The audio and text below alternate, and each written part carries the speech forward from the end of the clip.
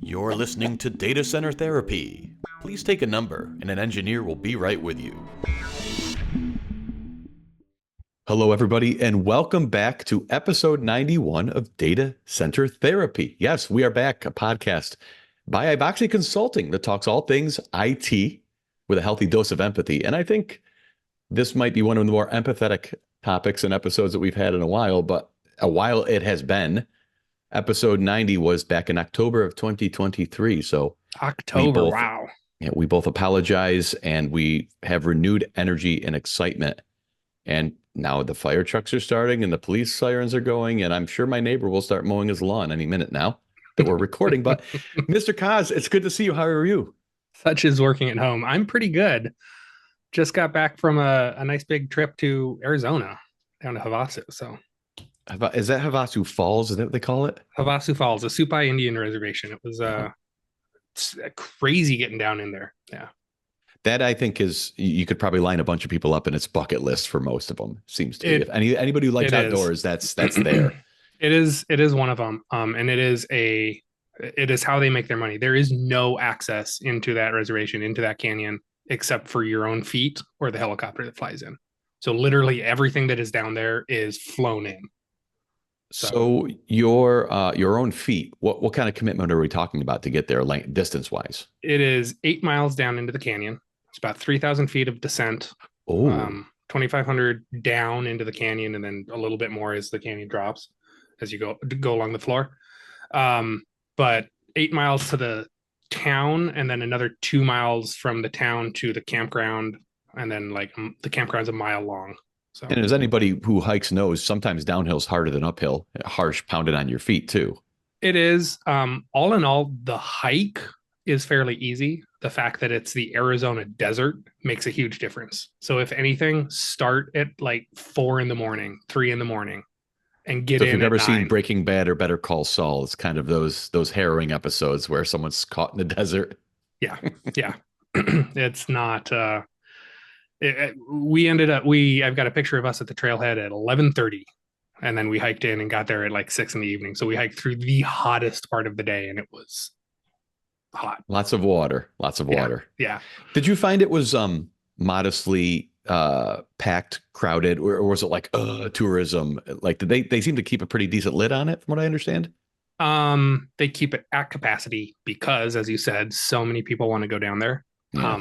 And it is in a canyon, and there isn't a lot of space. So for someone that likes to do the backpacking to kind of get away from everyone, it was kind of annoying in that sense, because your campground just happens to be where you put your tent or your hammock or whatever, and everyone walks through everything.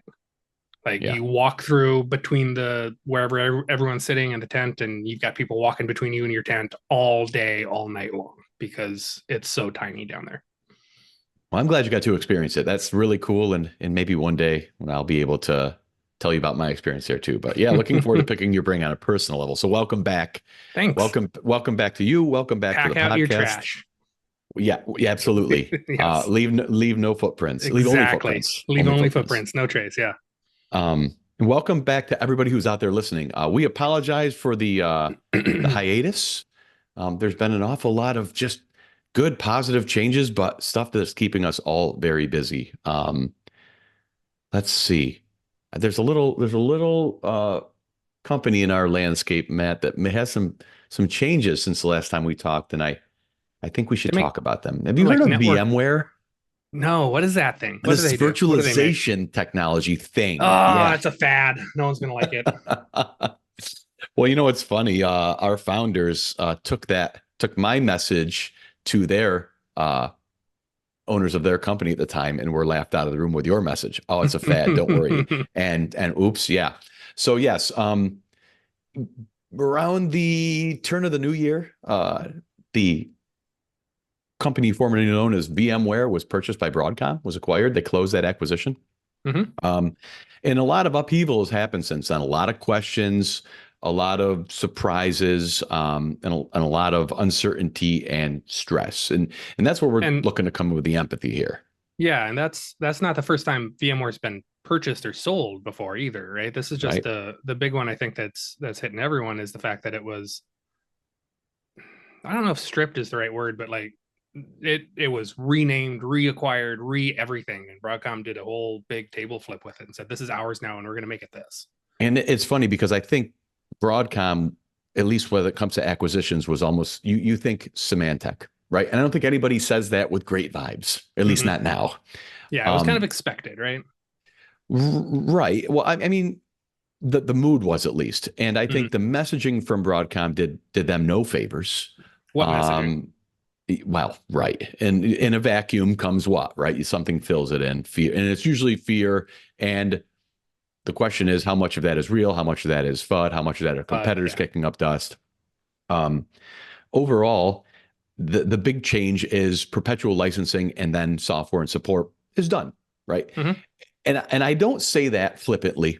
100% subscription. Yeah. You can argue as IT enthusiasts, not only professionals, that you can lament the migration to subscription, while also saying VMware were in the process of transitioning to vSphere Plus. If you've heard of that SKU, the writing was on the wall, and that's the direction it was moving.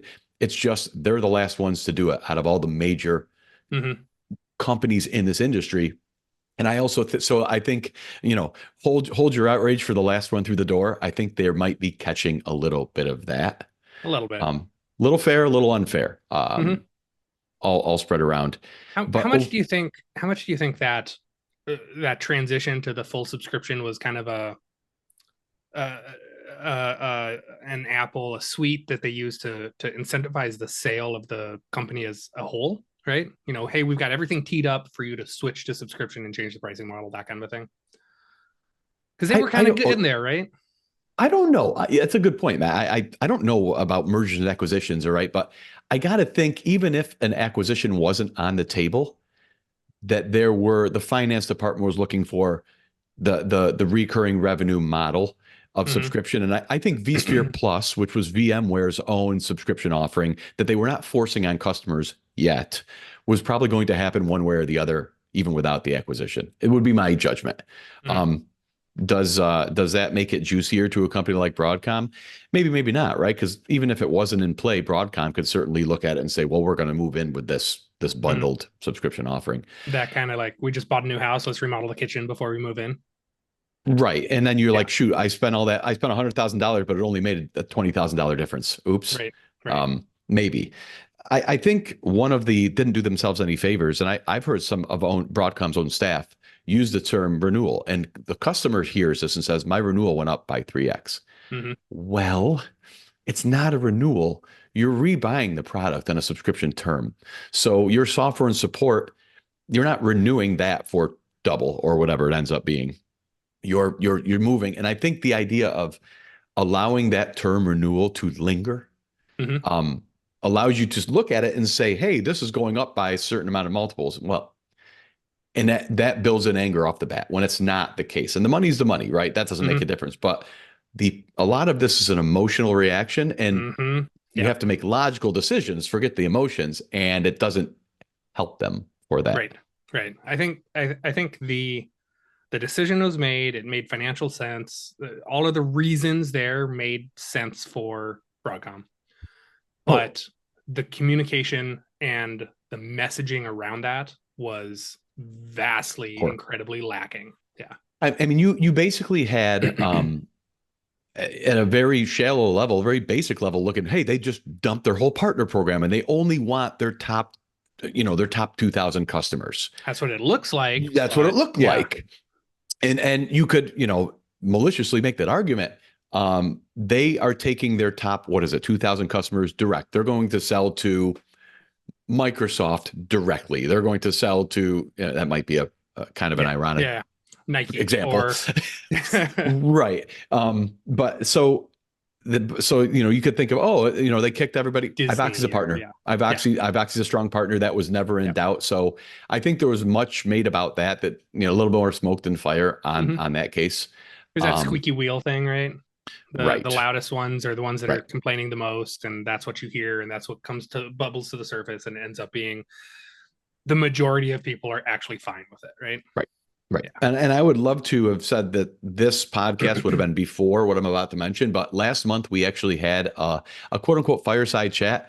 For those watching this on YouTube, I sat at that chair right behind me and I had a little, what is it? The biofuel, the white gas, right? Is that what they call it? Mm-hmm. Um, Little Little stove. pump. No, it would like pour the gas into the stainless Oh, steel okay. container and light it on fire, and it sits there Okay. like a torch, and it burned pretty good. And it like we're talking April in Nashville. Mm-hmm. It wasn't cold in here. Mm-hmm. That heated up a little bit. But we had a webinar, and I said fireside chat, so I needed a fire. With Doug Brown, our most senior account executive up here in the Seattle area, and Connie, who's our partner liaison, and we kind of just did a question and answer about the top line things.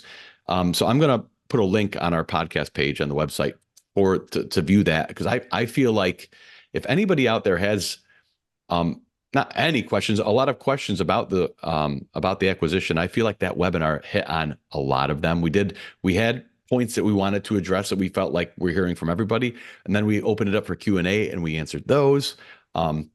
Really key. But I wanted a more free form conversation about it with you too, Coz, to see if, things you might be seeing out there as well, things that I'm hearing from our customers, and we can get into the nitty gritty about pricing too, and what the product line has done, because it's gone from get out your Excel spreadsheet and scroll for days to find the SKU that you wanted to like 4 main product lines, which Mm-hmm. that part at least is welcome, I think.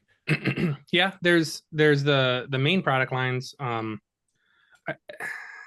The piece that I think isn't quite there yet, and it's maybe because of how VMware was before with the 2 different offerings and the VMware Plus, is how they integrate. So a lot of the stuff like the NSX integration and the antivirus type stuff, all of those pieces,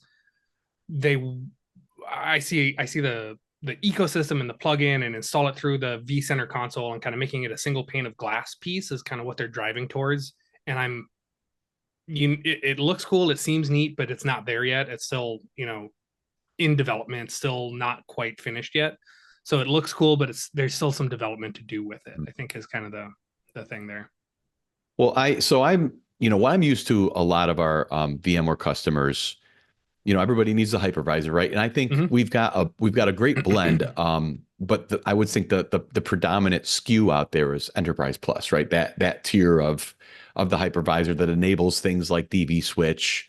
It enables DRS, some of the high headline features from the early days of network and compute virtualization.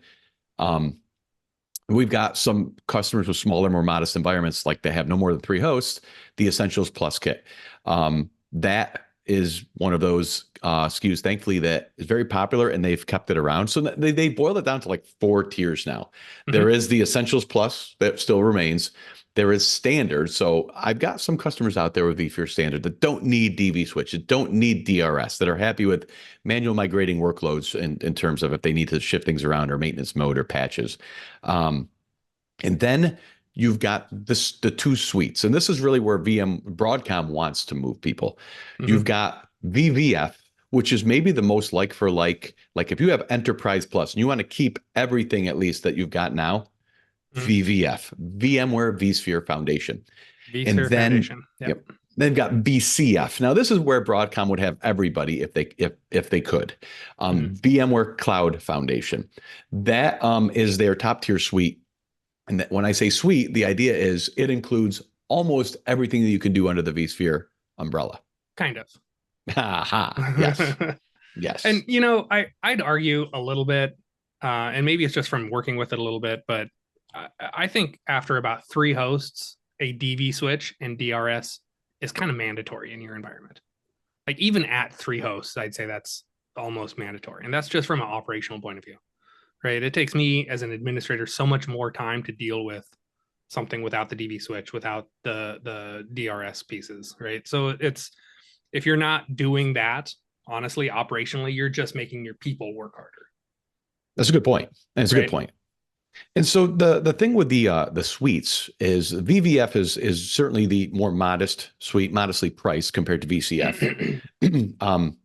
what it includes that you as an Enterprise Plus customer today may not have is ARIA operations. So think due to all the renaming, but let's go old school. vRealize operations, VROPs. If you've heard of that, you've got that. That is really the capability that you're getting, and vRealize Log Insight is also included. So think collecting operational and monitoring data, right? The more advanced ARIA Enterprise is things like vRealize Automation, Orchestrator, things like that. You're talking that VCF suite. So if you were to say, I'm an Enterprise Plus customer today, and I want to stay at that level and get into the most closely aligned suite, you're a VVF customer. And now you're entitled to ARIA, which, if you're going to be into those suites, I think it behooves everybody who is paying for it to leverage that as well. Right. Well, I mean, you think about the timeline. When VMware first came out, like DRS was this fancy new feature, right? vMotion was this fancy new thing. Oh man, vMotion still blows me away. Well, right. Here's this brand new thing. Oh my God, this new technology. Pay us more for it. It's this new thing. You got to up your subscription level. And as we've lived with the product forever, it becomes something that is expected out of the environment, right? And we just expect that to be part of it. So these technologies and things that we're using and we're used to, we're pushing more and more of them down into the more basic levels of the product. So this kind of like car features, right? Yeah, now every car has a power window, right? That kind of a thing. Exactly. It used to be premium, right? Yep. It's exactly that same kind of thing. Yeah. So that's your operations, that's your logging, that's your, I need to know what my environment's doing, that kind of stuff. Now it's like, well, you know what, you need this anyway. Here you go, have it, and we're gonna change the price appropriately, right? I kind of see where they're going a little bit. Yeah. I mean, and the struggle is really when it comes to the pricing. I think a lot of people have had challenges with. Whereas no one likes change. BB before Broadcom, VMware introduced a licensing term in the last few years that basically said, hey, and for those who may not know, I just want to kind of put the flag in the ground. VMware used to be licensed on a socket basis. So you could have a one socket server, two sockets, you could have a quad socket CPU. Usually we see two typically. And the rule was, you'd have two vSphere licenses server unless you had more than 32 cores in either of those CPUs, right? So you could have a 12 core CPU, an 18 core CPU, a 24 CPU, or a 32 core. 32 is a lot. 32 is a lot. Yeah. And it would be one license. If you had a 36 core CPU, for example, you would have to buy two licenses basically to accommodate the extra 4 cores. And then the fact that you've got a 2-socket server means you need 4 licenses. Correct. Yeah. So, I mean, that 32 number, I don't think it was malicious. I think it's just a circumstantial thing. But ultimately, you had customers basically for density stuffing as many cores as they could in some cases, right? There was no worry about a 28 core processor, whether or not I necessarily needed it. Well, do you remember when they first did the core-based licensing piece? Like that first attempt at it lasted all of 6 months or something? You're thinking of VRAM. No, it was sockets. VRAM entitlement. It was cores. VRAM. It was RAM? It was 96 gigs. That's crazy. And people scream bloody murder, and they talk about backpedaling. They moonwalked right out of the room. That was Homer Simpson back into the bush. Forget we ever did that. It was VRAM entitlement. And it was, you were basically having server hardware consolidating at a massive scale. You were taking 10 servers and now I need 1, or 20 servers in 1. And because you could stuff all this RAM into servers and consolidate, and somehow VMware, somebody said this is, and it wasn't a great idea. But the downside is, outside of the cost of the CPU itself, that was it. There was no additional cost from a licensing standpoint to go super dense on your cores. So now everything is billed and quoted on a core. Now, I will say there is now a minimum of 16 cores per CPU. So there is nothing from a licensing standpoint to be gained by buying any fewer than 16 cores in a single CPU. So a 12-core CPU, don't, because it just go 16 and that's fine. At least. At least, sure. Mm-hmm. But now let's say you have those 28 core CPUs that you bought because, hey, I can fit more VMs on here, but I don't really need it or whatever. That may be coming back to bite because now you have to license all of those cores and you may not need them. Mm-hmm. So there have been conversations with some. Go ahead, Maddie. But on the plus side, it's not a pack of licenses. So that 28 core is 16. It's 28. Right? That's right. So it's what, that 56? 56 That's right. cores total, not like 2 packs of 16 Correct. or 4 packs, right? So the exception of that is the Essentials Plus bundle.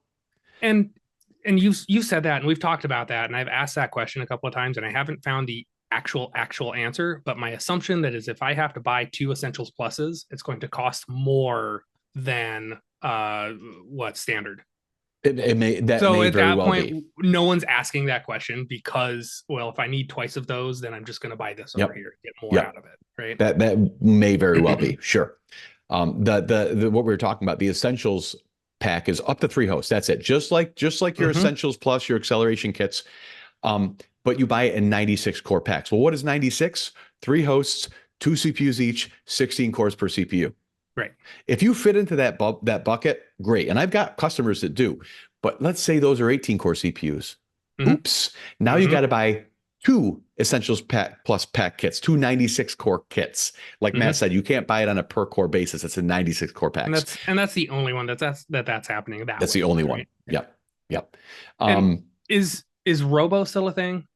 Is that Good question. Robo pack where it's like, I've got this environment, here's my core data center, and I need to put a little bit of compute out at this office?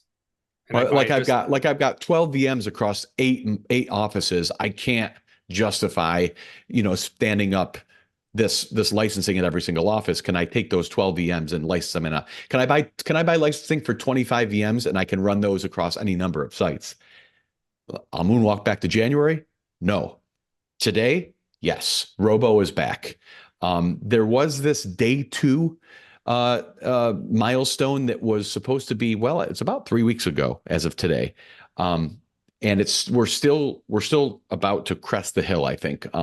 That was the day that, like May 2nd, I think it was, they shut down all of VMware's portals and deal regs and said, hold on for a week.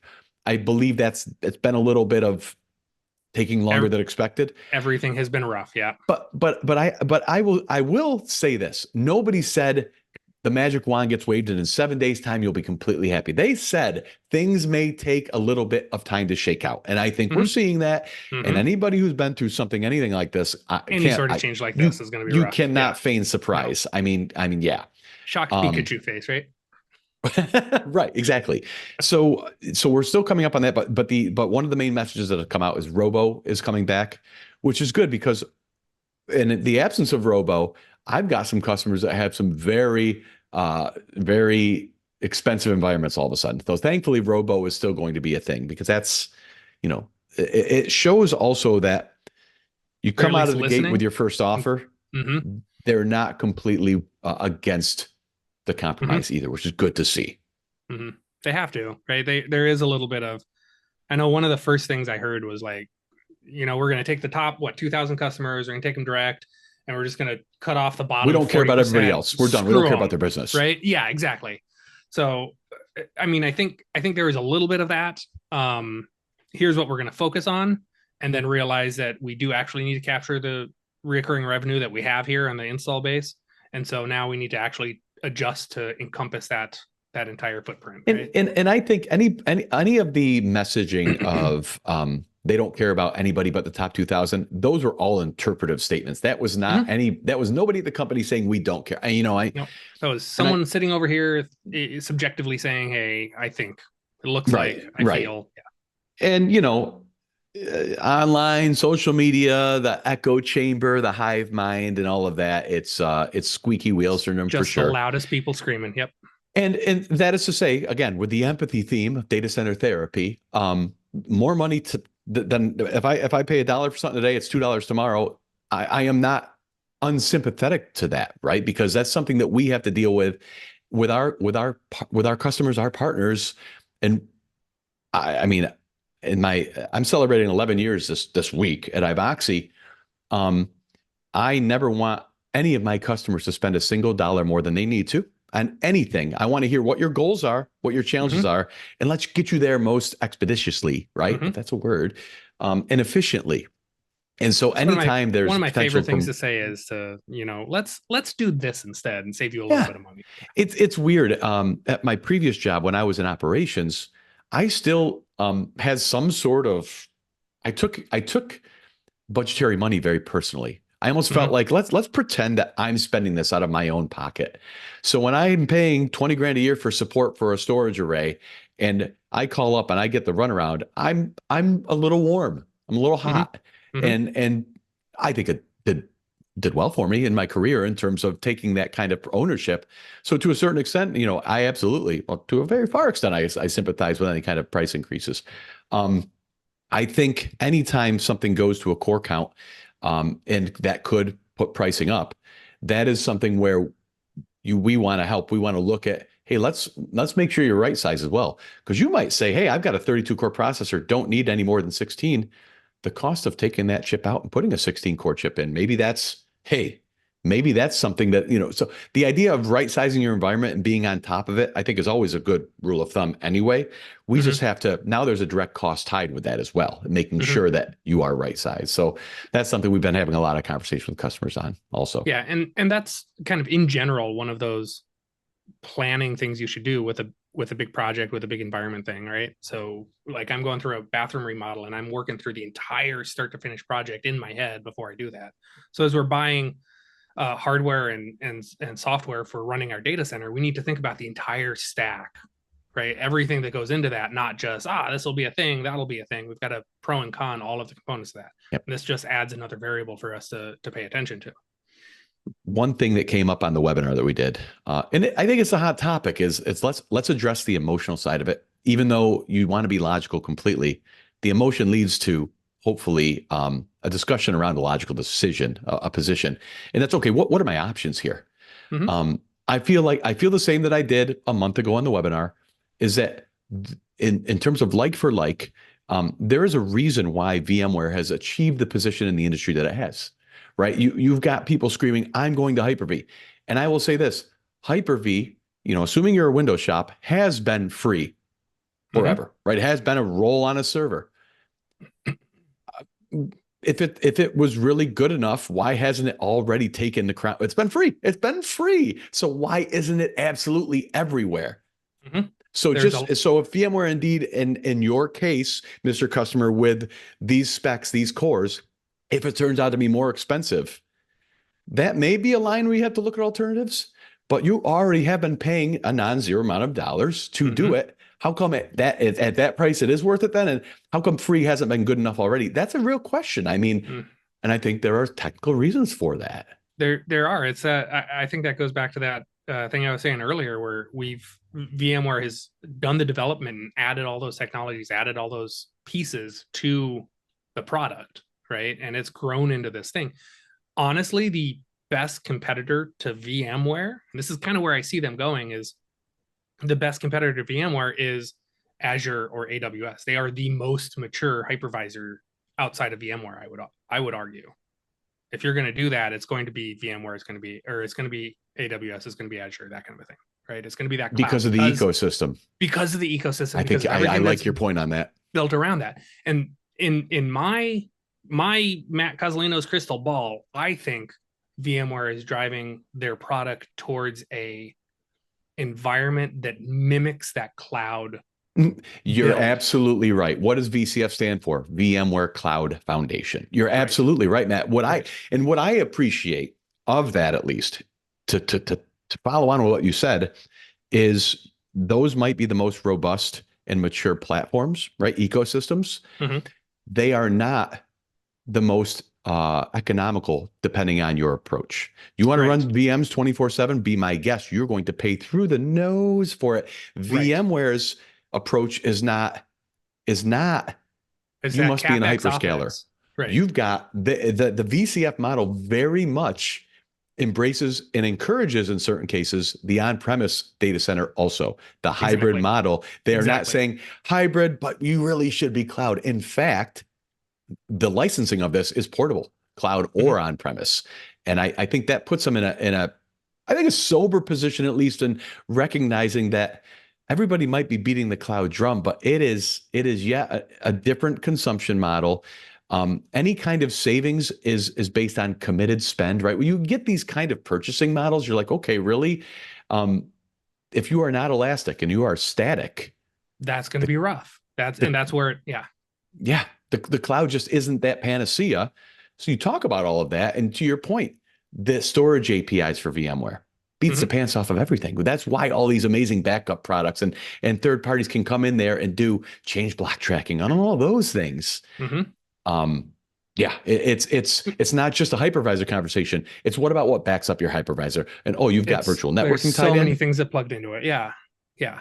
I think that the like Microsoft started that, tried to that. What was their product where they wanted your Azure stack on prem? Is that what it Azure Stack was? HCI. Yeah, that here's your Azure environment, but you run it on the It was hardware Azure in your. Stack. It was Azure Okay, Stack, I think, is what the original on-prem Azure was. that was kind of that different approach. Is like I need to control all of this so that I can give you that experience. It's kind of that Mac experience, right? Where you own the hardware, you own the everything, and it has to be built this way so we can guarantee it'll work, whatever. Whereas VMware is kind of building it their own and saying, here's the software, bring your hardware. I guess kind of taking that Microsoft approach where it's decoupling the hardware from the software, and then you get to choose whether you lease hardware from AWS and run it on AWS VMC on AWS, VMC on AWS type of a thing, or you run it on prem, or you want it run it wherever, right? Yep. That then becomes a question, and then you have the software, you have the stack, you have the And you ability said to be Stack. portable. I think you're going to see VCF continue to move towards that ecosystem where it's like a hyperscaler, where you Mhm. can bring in a load balancer service. And you can Avi, right? You add these little components that are not your monolithic VM, whether Mhm. it's containers or a microservice, like OpenStack, right? Mhm. I've looked at OpenStack. Complex Yeah, is a nice way to put it. it's not well polished. Right. It's But not. it is that it's Yeah. that I need this microservices model, Mhm. but I don't want to give it all up to Azure or AWS. Yeah, and I like the self-control. Azure Stack to me was a bit of a Trojan horse. Like, let's get you hooked on our microservices.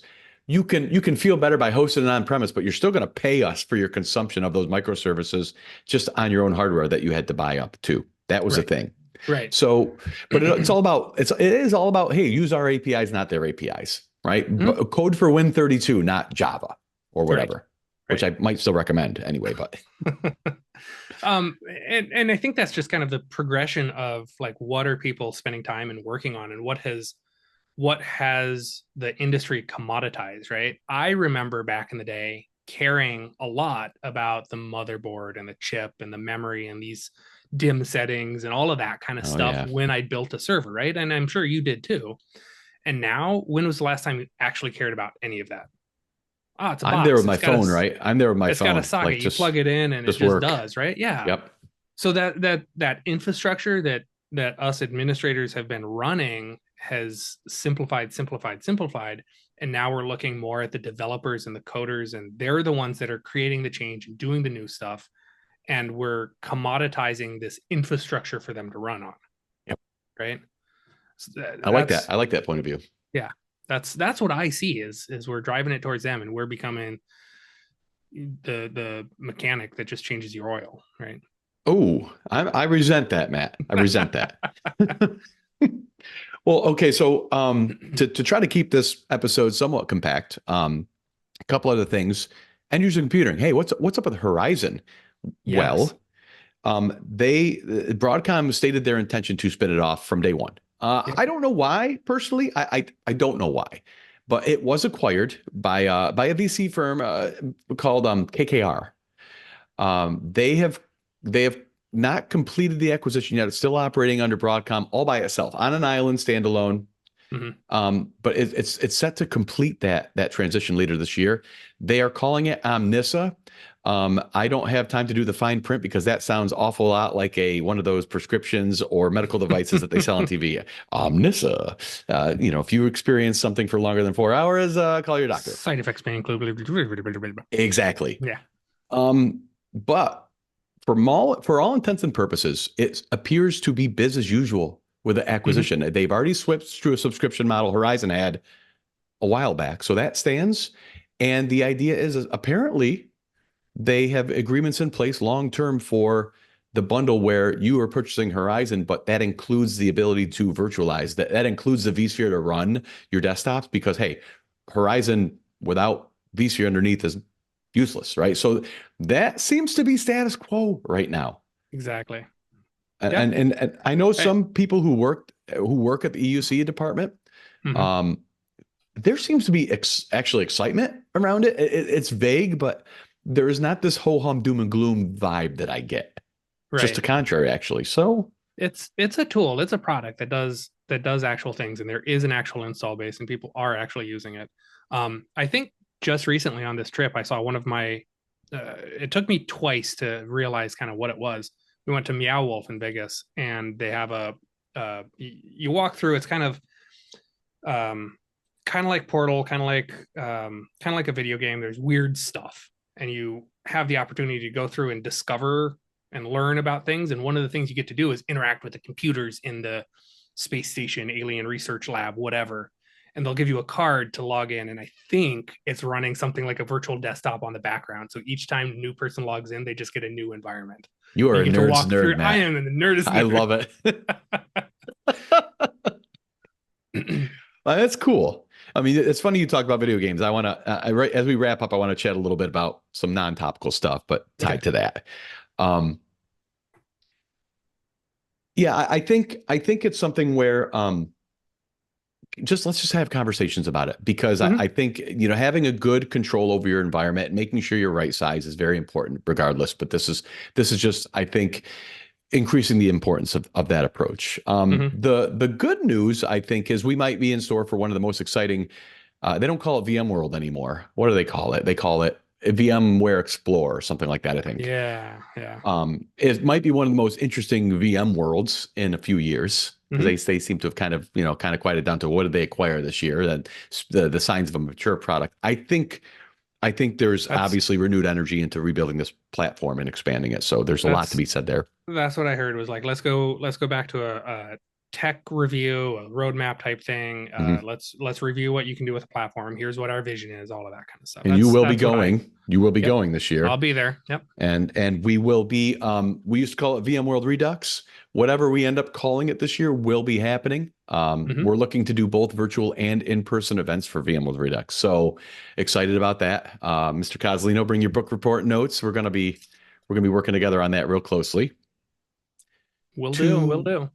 To the point of ARIA. And if you're a VVF customer, right, and you're now all of a sudden I'm entitled for ARIA. What does that mean?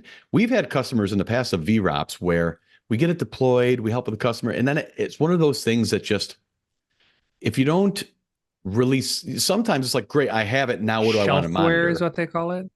Yeah. Right. Where you get this thing and it just sits there and you don't use it, right? Yeah. Yep. Starting in Q3 this year. So sometime in July, August, September, we will be introducing an ARIA operations class. So I believe you're in the midst of building that right now, Matt, right? Working on it. I'm not building it, but we're working on it. I'm helping. Yep. Yeah. So we're going to have an ARIA class. So if you have entitlement and you're saying, hey, how do I really use this, leverage this license to the fullest? We plan to be able to help you with that too. So excited about that. Yep. Speaking of classes, I have a couple coming up that I'm viciously working on right now. So you're teaching the vSphere 8 advanced class. Right. So that's coming up. That we've done vSphere intro and advanced vSphere for a while now, at least 5 through every version. Oh yeah. I mean, I would say even prior to that. Yeah. Yeah. So we've got that's coming up. That's not new and fancy. The one I'm kind of most excited about, there's 2 of them actually. We're doing a networking for server admins class, which is all of the networking kind of concepts. I'm using VMware obviously as the server side of that, and kind of going through what some of those network things are, because honestly, if I have to go fix, air quotes, a VMware environment, I'm fixing the network. I'm fixing connectivity 99% of the time. Right. Or I'm saying, well, you don't have enough memory or you don't have enough CPU. Right. Those are really the two big things. So that one, the intro to networking class, and then shortly after that, the one I've got coming up, I've had this rolling around in my brain for a while, and you've helped me kind of push it out there, is this DR concept. Having done the consulting for what, I guess I'm coming up on 15 years now or something. I see a lot of individual products, and I always with all of the individual products come up with well, what about this other problem? And most of the products will solve a portion of what you can do for DR, but not all of it. And it's really easy to get focused in on one piece and then get surprised about the other piece. Mm-hmm. And now this really expensive investment doesn't get you all the way to a recovery from a 80% of the way there. Yeah. That is not 100. That you, right. Usually you're either down or you're up, and it does not get you up by itself. Right. So there's the other pieces that go with that. And, there's some product stuff, there's some operational stuff. And I've tried to blend that together and make a idea of, here's what you need to know, and here's some of the ways you can solve that. And here are the questions you need to ask yourself and have answers which to. That's really what it comes down to, is here's the things you need to look at. So. And I like that, Matt, because and I hope it imparts on our customers a trust that we're not interested in selling you a single thing until you know that you've got things in place to be ready to take advantage of it. Mm-hmm. A very expensive toy that doesn't get you all the way up is a very expensive toy. Mm-hmm. But if that's part of a greater strategy that enables it, then it's a worthwhile investment. And that's what we want to help enable. That's the value add in what we do. Right. So we don't have a time frame on that yet, Matt? I think we're looking for Q3 this year. And that's a workshop of doing that, or a class? We'll end up probably doing a workshop first. For the DR piece, for the DR project, I think we're doing a class. I think we're going to start with a workshop, but probably turn it into a bit of a class. It's kind of nebulous as to what it comes up with. Honestly, part of me feels like a lot of that's going to be very specialized to you as the end user. So it would be best as a one-on-one type workshop where we kind of spend the time going through that. And then maybe just, I don't know, a longer kind of presentation where we talk about the kind of topical things, or a ask me anything, or a webinar or something like that. I love it. There's a couple of different ways we can do that, of course. So then to summarize, June 4th through the 6th. So it's a 3-day class, is your vSphere 8 advanced class. We still have a few slots available. If you want to register, definitely go to, reach out to your account manager. Email us at podcast@ivoxy.com. If you're new to Ivoxy and you don't have an account manager, send us an email and we'll make sure to get somebody in touch with you to get you registered for that. But that's about 2 short weeks away. So definitely hop to that if you want to grab a slot for Matt's vSphere 8 class. There is, speaking of his class for the networking for server administrators, you're doing an Ask Me Anything, you Reddit head. What do they call you? SNU? Are you a SNU? Is that what it is? I stopped using Reddit, actually. Oh, good for you. Right when they took my my phone app away, I was like, I'm done, whatever. Anyway, so you're doing an AMA, just not involved with Reddit. And if you want to, that's June 20th. So that's June 20th at 11 a.m. Go to ivoxy.com, AMA-networking for server admins. We'll put these links on ivoxy.com on our blog site for the podcast. But so there will be an AMA for that class that's happening. The class will be end of July 30 is going to be the class for that.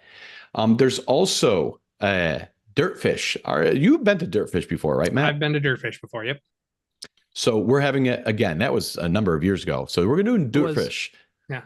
So if you want to attend, now this is rally car driving, all this kind of nuts stuff. I've not done it, but ivoxy.com/Dirtfish 2024 if you want to go to that. Yeah. Last year we got to ride as a passenger in the rally car. So they had one of the drivers. It's a whole school, right? So they took us on a turn around the track, and you're in the dirt and you're spinning around and drifting around all the corners. It's fun. I guess a little pucker moment, I think, but you got to have faith, I suppose, at some point. Yeah, I think that's about it for the announcements. I wanted to make one little note off topic here. You said video games, Matt, and I wanted to mention. So, growing up in the '80s, one of my nostalgia hammers, I mean, sledgehammer of nostalgia, is Sierra Online, King's Quest, Space Quest, Quest for Glory, Police Quest, Leisure Suit Larry, Phantasmagoria, all of these things, right? I love it. There's been a book. Ken Williams put out a book, but there is the same. It's a Prime Video team that's done like Game Breakers. They've done these documentaries. They're I don't know if it's crowdsourcing or whatever. They're doing a Legends of Adventure at the story of Sierra Online, and that's going to be forthcoming. They're going to be doing a documentary on it, which is super cool. I'm super excited about. But there was also a blog post that I saw posted today, actually, yesterday. Space Quest 2 obviously was distributed on floppy disk, right? 3.5-inch. And there was a snafu where the engine, they call it the interpreter, right? AGI was their original adventure game engine. Well, 70% of that engine got leaked on the Space Quest 2 disc because the master disc they made to do the duplication when they were putting those out had been deleted but not formatted. Well, been formatted but not with zeros.